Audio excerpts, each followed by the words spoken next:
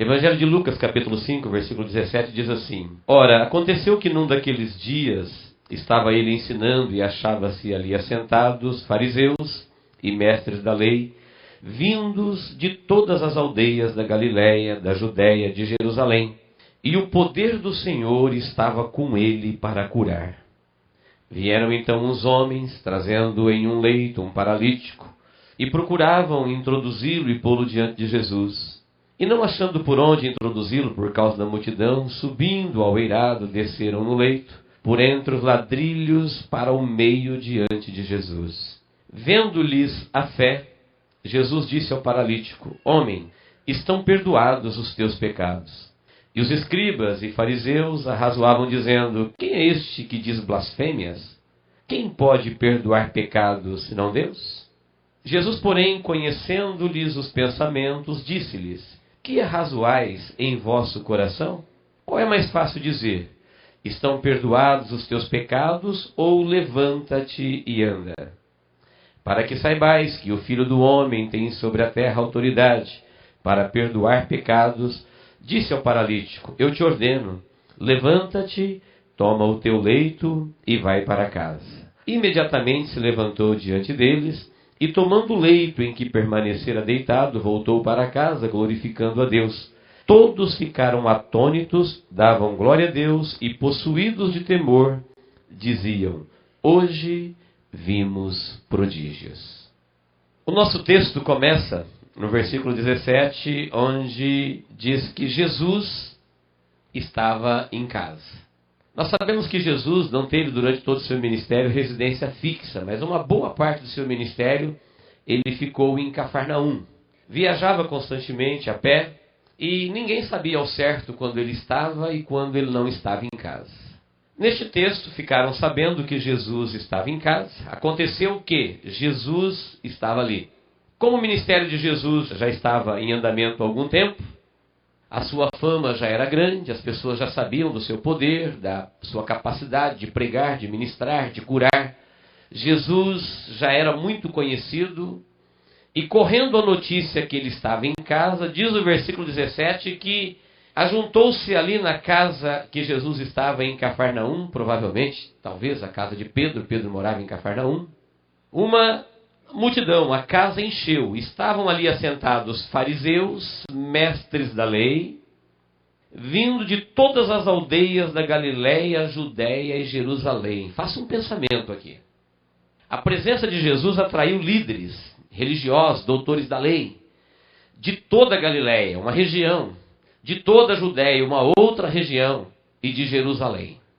Estavam ali os doutores, intérpretes da lei, e a casa estava cheia. Nós temos ali uma reunião de mestres. Esses mestres, eles eram muito preocupados com dogmas, com ordenanças. Eles eram verdadeiros investigadores. Creio que nem todos eles estavam ali para receber a palavra de Jesus como a palavra de Deus. Queriam ver, queriam ouvir.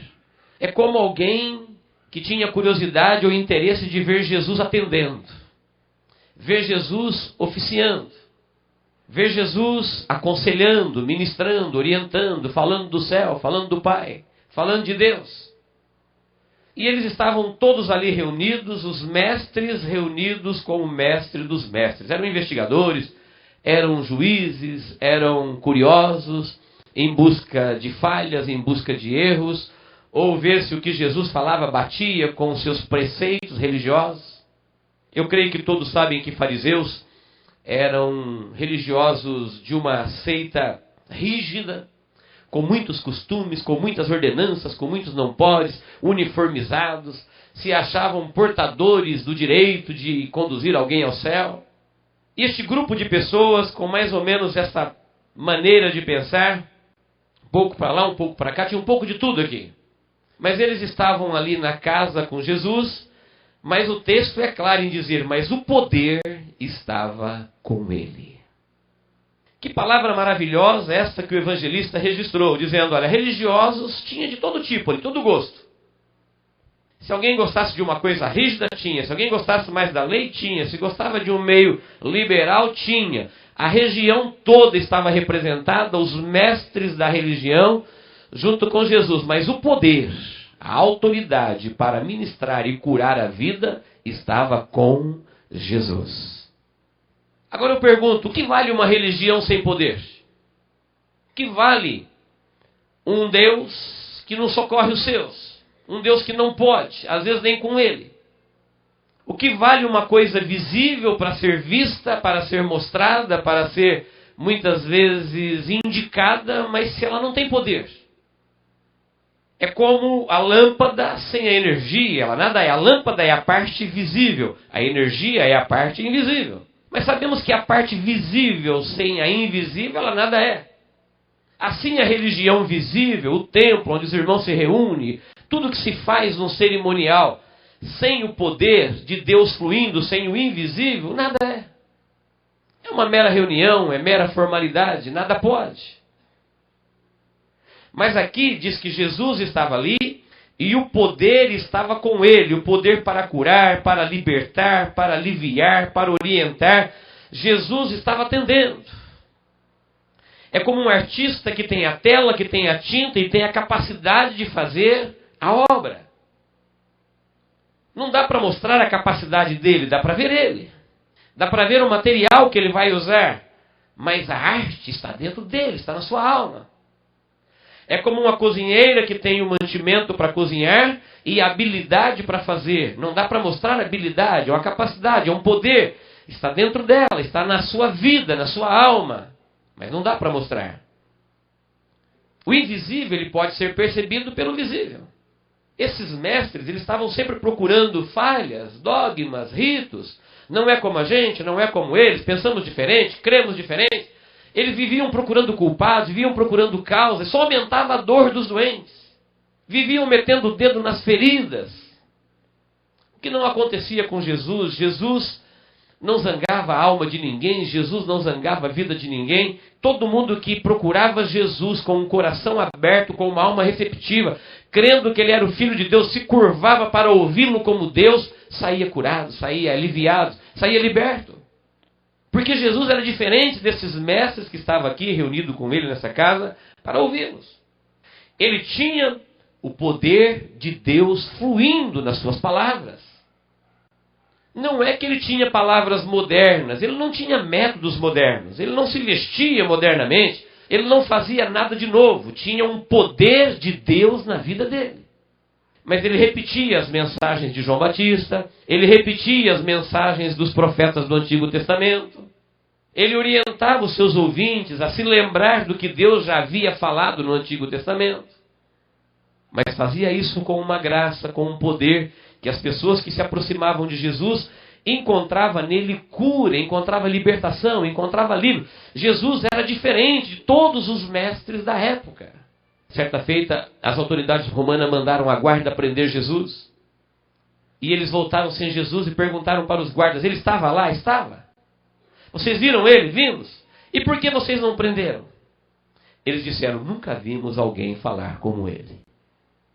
Nunca ouvimos palavras como ele fala. A autoridade, o poder de Deus fluindo na palavra de Jesus. E neste texto, Jesus estava em casa, reunido com todos os mestres, os mestres querendo aprender com o mestre dos mestres. O poder estava com ele. Versículo 18, volte comigo ao texto. O que aconteceu naquela reunião? Vieram então uns homens trazendo em um leito um paralítico e procuravam introduzi-lo e pô-lo diante de Jesus. E não achando por onde introduzi-lo por causa da multidão, subindo ao eirado, desceram no leito por entre os ladrilhos para o meio diante de Jesus. Jesus estava em casa, a casa estava lotada, abarrotada de gente, não tinha lugar para entrar mais ninguém. Era gente de todas as regiões ali para ouvir Jesus, para ver ele operar um milagre, para ouvir a sua palavra. E de repente aparecem uns homens. Versículo 18. Vieram uns homens. Sabemos seus nomes. E eles estavam trazendo um paralítico no leito. E queriam colocá-lo diante de Jesus. O texto é claro. Não dava para entrar pela porta, não dava para entrar pela janela. E ninguém estava disposto a ceder o lugar. Não adiantava falar, olha, essa aqui é prioridade. Todo mundo que estava ali queria alguma coisa de Jesus, precisava de alguma coisa, foram para lá para receber dele alguma coisa. Se fosse hoje, alguém diria, pega a senha e entra na fila. Espera a tua vez. Não tinha como passar com um paralítico na cama, pela porta, nem pela janela. Queridos, o que nós vemos aqui é alguém com uma fé determinada, mas no exato momento, quando ele procura por Deus, a sua fé é testada. Sabia que muitas pessoas desistem aqui? Muitos morrem aqui? E nós ignoramos porque não conhecemos a palavra de Deus, porque a Bíblia ensina que tudo que nós vamos fazer tem que ser testado. Ninguém consegue fazer nada, nem entre os homens, se não houver um teste. Se você quiser emitir um cheque, alguém vai te pedir a tua carteira de identidade. Ele quer uma prova de que você é o dono daquele documento, que você é o dono daquela assinatura.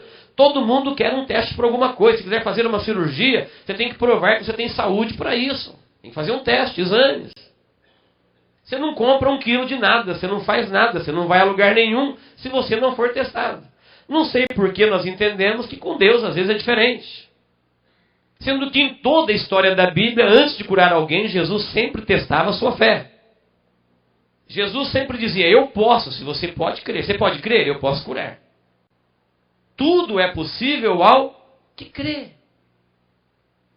Chegam os homens ali carregando um paralítico e de imediato a sua fé é testada. Nós encontramos na Bíblia muitas pessoas tendo a fé testada e passando no teste. Encontramos na Bíblia algumas pessoas que têm a sua fé testada e não passam no teste. Chegam tão perto de Jesus e tão longe de Deus. Tão perto da religião e tão longe da revelação. Eu creio que todos que estavam ali eram religiosos. Todos entendidos um pouquinho de alguma coisa de Deus. Mas a revelação de Deus mesmo, nem todos tinham.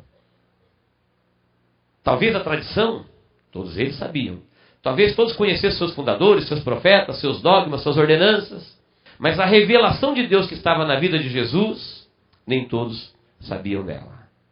E esses homens que se aproximam aqui para interceder por este paralítico que estava na cama, de imediato eles têm a sua fé testada por uma circunstância desanimadora. Eles poderiam olhar para o homem e falar assim, olha, amigo, eu sinto muito, você viu que nós fizemos a nossa parte, carregamos você, agora não tem como, a casa está cheia. Não dá para entrar, ninguém vai ceder o lugar para uma cama, casa pequena, casa da época. Eles poderiam simplesmente fazer como nós estamos acostumados a ouvir da religião. Quando a situação é muito difícil, passa a bola, procura uma outra, procura um outro especialista, vá num outro endereço, vá mais longe, pague mais caro. Não me lembro de ter lido alguma vez na Bíblia que Jesus transferiu o problema. Muitas vezes ele não resolveu o problema de imediato. Jesus disse muitas vezes sim, disse muitas vezes espere e disse muitas vezes não. Disse muitas vezes é agora, é já, e outras vezes ele curou depois, mas nunca transferiu um problema. Às vezes ele tinha poder para operar, mas a pessoa não tinha fé. Ele esperava ela crescer na fé e depois o milagre acontecia. E nós temos um exemplo de alguém que intercede, de alguém que tem a sua fé testada numa circunstância constrangedora, desanimadora, mas não desiste. Marcos 5:35 é aquele texto que fala de Jesus indo rapidamente para a casa de Jairo, porque a sua filha estava para morrer, e no meio do caminho ele foi interceptado por uma outra mulher que sofria. E chegaram os amigos de Jairo, incrédulos, e falaram para Jairo assim, olha, não incomode mais o mestre, tua filha já está morta.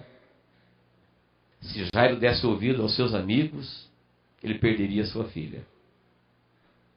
É uma outra situação de alguém que tem a sua fé testada no pior momento da sua vida. Sua filhinha de 12 anos estava para morrer. E alguém diz, para de incomodar Jesus, deixa ele seguir o seu caminho, ele está muito ocupado. Tem muita gente para atender, tua filha já morreu. Jesus não gostou dessa notícia e falou, não dê ouvido a eles. Você estava crendo até agora, continue crendo, crê somente. Não desista de crer. E às vezes a nossa fé é testada por circunstâncias adversas, Às vezes a nossa fé é testada por amigos de Jairo.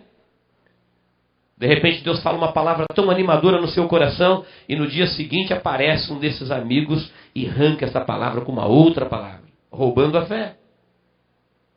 Eu tenho que escolher em quem eu vou crer, para quem eu vou dar ouvido, para os amigos de Jairo. Muitas vezes a sua fé é testada até mesmo no meio do povo de Deus. Às vezes falta simpatia no nosso meio para acolher os que sofrem. Sim, vou dar um exemplo. Mateus 15, 23, fala de uma mulher cirofenícia, que tinha um problema na sua casa, estava intercedendo por alguém, e ela vinha gritando atrás de Jesus, tem misericórdia de mim, tem misericórdia de mim. Sabe o que os discípulos falaram para Jesus? Senhor, manda essa mulher embora, vem gritando atrás da gente. Está atrapalhando. Não mandou curar, não mandou atender, falou, manda ela embora. É cirofenícia. Não é nem crente, não é nem judia, não é nem filha de Abraão, é pagã. Manda ela embora. Mas Jesus não deu ouvido ao que os discípulos falaram. Jesus se virou e atendeu a mulher. Não atendeu na hora que ela quis. Não fez do jeito que ela queria. Não atendeu os seus berros só porque ela gritava. Mas Jesus atendeu porque ela foi persistente na sua fé. Ela não parou quando a sua fé foi testada. Mesmo sendo uma mulher cirofenícia. No Evangelho de João, capítulo 11, versículo de 3 a 6, nós encontramos alguém tendo a sua fé testada pela demora de Deus. Maria, quando intercedeu por seu irmão Lázaro, que estava com febre para ele não morrer, Jesus falou que ia, não chegou a tempo, ele morreu, velou, sepultou, veio 4 dias depois. Como é que fica a fé de alguém que crê em Deus e ele não vem na hora que você mais precisa? Ele não anda no meu e no seu relógio. Ele não atende no meu e no seu horário. Tem o horário dele. Quando ele chegou, Maria foi dizer para ele, Senhor, chegou tarde. Ele falou, já não te falei que se você crer, você vai ver a glória de Deus? Mas agora meu irmão já morreu. Também já não te disse que quem crê em mim, ainda que morra, viverá? Eu sou a ressurreição e a vida. Para Jesus curar a febre e levantar um defunto é o mesmo problema. Como aconteceu? Quantas vezes nós temos uma fé que intercede, mas de repente a porta está fechada, a casa está lotada, não me sorriram, não me trataram bem, não me disseram o que eu queria ouvir, não foi bem isso que eu pensei, a minha fé é testada e eu desisto aí. Nós aprendemos neste texto que estes homens, estes anônimos homens, eles tinham uma fé em Deus e quem tem fé em Deus não vê portas fechadas. Eles tinham uma fé em Deus e onde há fé em Deus sempre há uma solução. Em um tempo ou em outro, de um jeito ou de outro. Não conheço um caso de alguém que tenha uma fé legítima em Deus e que não teve de Deus a solução. A Bíblia apresenta casos e casos. Até como eu já disse, de alguém morto depois de 4 dias. E Jesus chegou lá serenamente. Já não te disse que se você crer em mim, como diz as Escrituras. Ele não disse, já não te falei se você crê em mim do seu jeito, do jeito que te ensinaram, com a tua tradição, com o teu coração, do jeito da tua cabeça. Se você crer em mim, como diz as Escrituras, você vai ver que não tem morte. Não tem situação difícil, não tem caso perdido. Onde há fé em Deus, não há portas fechadas. Onde há fé em Deus, o Deus vivo e Criador, sempre há uma solução. Mas nós somos, às vezes, relapsos, desistimos quando a coisa complica. Quando a situação é constrangedora, quando os amigos de Jairo aparecem, quando falta simpatia para com a nossa pessoa, quando de repente Deus demora. Dá a impressão que Ele não está vendo o nosso sofrimento lá de fora da casa. Mas continuando o texto, versículo 20, diz assim, vendo-lhes a fé, Jesus disse ao paralítico, homem, estão perdoados os teus pecados. A primeira parte do versículo diz, Jesus viu a fé deles. Olha que coisa interessante, eles não foram apresentados, não entraram na casa, não ficaram diante de Jesus, não fizeram perguntas difíceis, não foram notados, e diz o texto que Jesus viu a fé deles. Nós temos motivos de sobra para crer que Deus vê a fé de qualquer pessoa, mesmo quando ele ainda não foi oficialmente apresentado a Deus.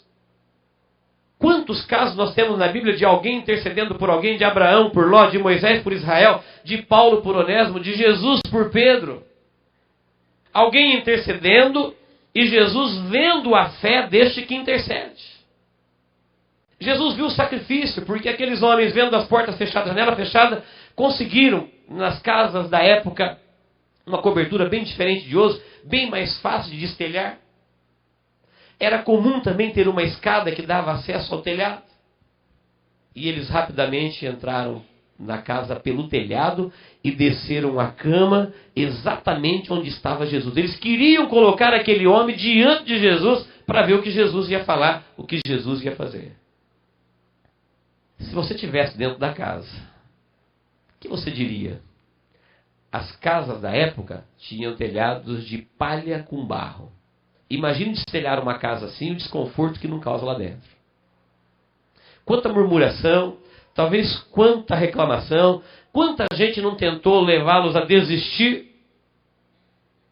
Estavam sendo inconvenientes, estavam atrapalhando a reunião, só tinha gente nobre lá dentro da casa, eram os mestres e os mestres. Mas como eu disse, a fé não vê portas fechadas, a fé sempre viu um caminho. E eles estavam determinados em colocar aquele homem diante de Jesus, e desceram o homem diante de Jesus, e diz o texto que Jesus viu a fé deles. Eu creio que os 4 homens não entraram na casa, desceram a cama lá, o paralítico. Mas Jesus viu a fé deles. Eles estavam intercedendo. Como eu creio que Jesus vê a fé em qualquer coração, mesmo naqueles que estão enganados. Alguém diz, mas se a pessoa tiver uma grande fé e ele não conhecer o Senhor, é impossível, Deus o alcançará. Porque Deus é onipotente, porque Deus é onipresente, porque Deus é onisciente. E se a Bíblia diz que uma folha não cai de uma árvore sem que Deus tenha conhecimento, será que passaria desapercebido de Deus alguém que crê nele? E viveu uma vida inteira crendo nele e ele não tomou conhecimento dessa pessoa? É impossível. Se ele tem uma fé viva em Deus, o Deus único, o Criador, Deus arrumará um modo de alcançá-lo. Deus colocará alguém no seu caminho. Deus colocará alguém para lhe passar um e-mail, um telefonema, um folheto, uma mensagem. Deus vai falar com ele em sonho, no seu coração, na sua consciência, no seu pensamento. Deus vai falar com ele através da natureza. Deus tem muitas maneiras de alcançar uma vida que crê nele. Porque o texto diz que Jesus viu a fé. E eu vejo ao longo da Bíblia que Deus procura. Está escrito na Bíblia, os meus olhos procurarão os fiéis da terra. Parece Deus olhando na terra, pelos 4 ventos da terra, e procurando. Procurando fé. Procurando ver alguma coisa. E às vezes nós achamos que Deus está distante. Não é que Ele está distante, é que às vezes Ele olha na nossa vida e não vê nada. Às vezes Ele olha no nosso altar e não vê uma oferta. Às vezes Ele olha no nosso coração e não vê uma fé. Às vezes Ele olha na nossa vida e não vê muita coisa, Ele vê só interesses pessoais. Eu creio que a maioria dessas pessoas que estavam ali, eles estavam como investigadores, ou então pessoas interessadas em ver Deus no projeto deles. Não interessados no projeto de Deus. São pessoas que às vezes Deus olha na vida e não vê muita coisa. Vê o interesse de Deus na vida deles. Mas nunca pararam para perguntar, Deus, a minha vida te serve para alguma coisa? Se eu sou obra das tuas mãos, se o Senhor me fez, se eu sou feito por ti e para ti, tem alguma coisa que eu posso fazer de bom? Eu posso carregar um paralítico? Eu posso carregar uma cama? Posso interceder por alguém? Será que o Senhor não precisa de uma lágrima minha por alguém? Será que o Senhor não precisa de uma palavra minha? Será que eu não posso dar um passo? Às vezes Deus não vê nada, é só coisas nossas mesmo. E reclamamos, Deus parece estar tão distante da minha vida. É que Ele vem no seu altar e não encontra nada. E Ele vai no outro altar e às vezes não encontra nada. Mas quando Ele encontra a fé, Ele vê. Quando Ele encontra a reverência, quando Ele encontra a sede, quando Ele encontra desejo, quando Ele encontra uma alma sedenta, quando Ele encontra alguém atencioso. Ele sempre tem uma palavra para falar, Ele sempre tem um caminho para mostrar, Ele sempre tem uma cura. Mas quando Ele nos encontra cheios, Ele não tem mais que colocar em algo que já está cheio. Quando nós já temos direção, já temos proteção, já sabemos o que fazer, já sabemos para onde ir, não consultamos ao Senhor, um copo cheio não cabe mais nada dentro. Deus não tem mais o que fazer. Ele vem, olha, mas não vê nada. Aqui diz que Ele olhou e viu. Engraçado que a Bíblia diz que a fé não se vê. Que a fé não pode ser vista, mas Jesus viu a fé deles. O que Jesus viu foi atos de fé. Porque toda fé genuína, ela é acompanhada de atos. Toda fé verdadeira, ela leva a pessoa a movimentar-se, a tomar direção.